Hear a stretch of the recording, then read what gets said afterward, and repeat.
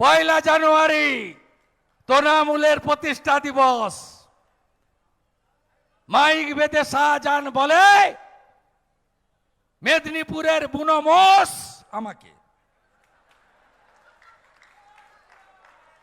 চামড়া ছাড়িয়ে প্যাকেট করে বাড়ি পাঠিয়ে দেব। শাহজাহানের প্যাকেট হয়েছে,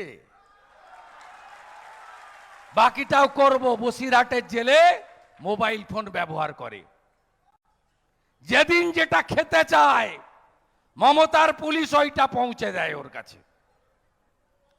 ওইখান থেকে ফোন করে